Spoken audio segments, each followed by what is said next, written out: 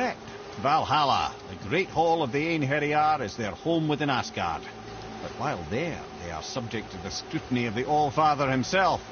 And relations between the Valkyries and Odin were tense during my tenure as his advisor. Why? Well, that's an even longer story, lad. For now, why don't we look around for some clues?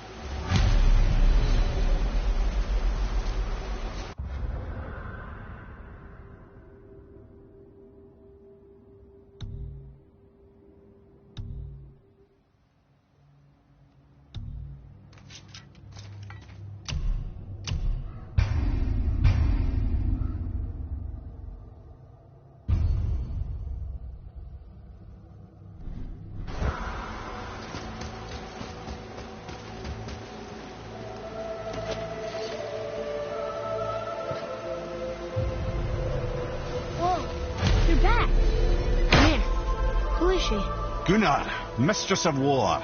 After any conflict, big or small, she would be first on the scene, sussing out the worthy spirits for a free trip to Valhalla.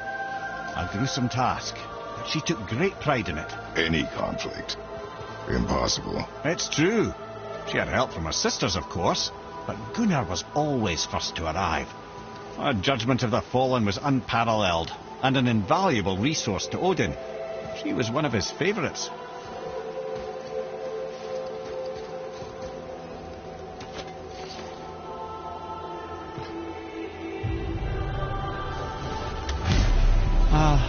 Gondul.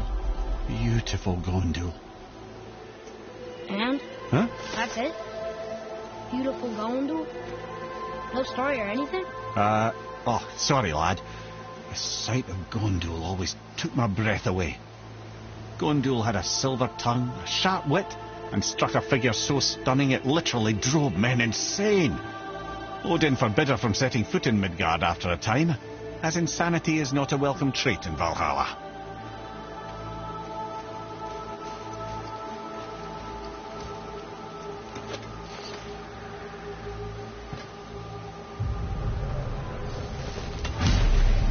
This is none other than Geirdriful, the Master of Arms in Valhalla, responsible for arming and training Odin's A.K.A. His what? His army come Ragnarok. The entire reason Valhalla exists, you see. The A.K.A wait in the Great Hall endlessly, feasting, drinking and fornicating themselves silly. Once Ragnarok begins, Odin calls them into service to fight on his behalf. Geirdriful had her hands full training that lot.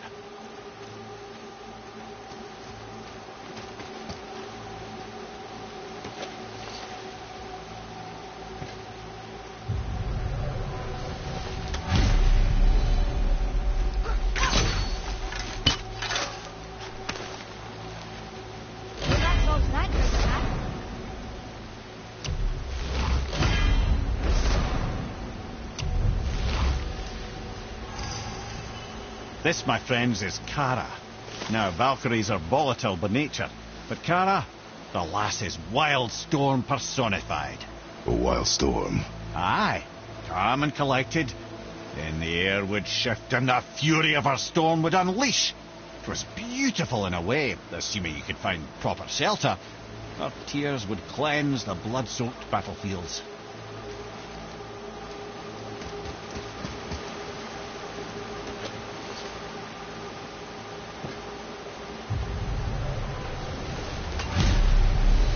This is Rota, accuser of the slain. I thought all the Valkyrie did that. Not exactly, lad. Although that is what they're most famous for, and by far their greatest responsibility. You've seen what happens to the dead without the judgment of the Valkyries. Hellwalkers. That's right. Rota, Gunnar, Skuld. Without them to clean up the aftermath of battle, hell overflows with souls meant for Valhalla. A sorry state of affairs. Rota must be beside herself.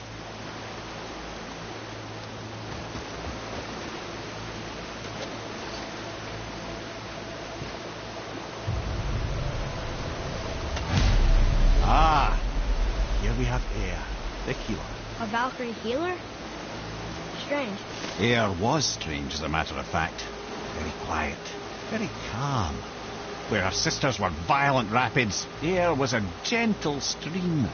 She healed the wounds of both mortals and gods, and even a certain all-knowing sage who once drank too much and fell off a mountain. Not my proudest moment.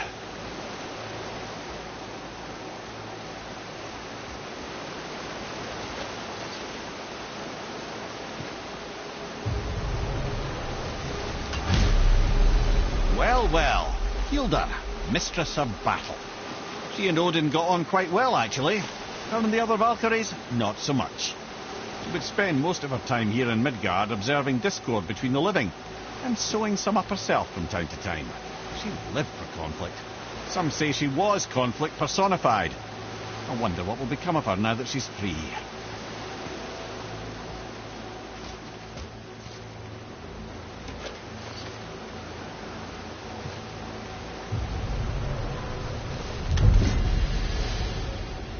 Olrun, once the daughter of a powerful chieftain. She fell defending him during a Reaver attack. Olrun was escorted to Valhalla, where she chose to devote her afterlife to the pursuit of knowledge above all else. Quite unusual behaviour amongst the constant drinking and feasting of her fellow Valhallian denizens. How'd she end up a Valkyrie? Odin. He saw a kindred spirit in Olrun's single-minded pursuit of knowledge. He appointed her as the Valkyrie's resident historian.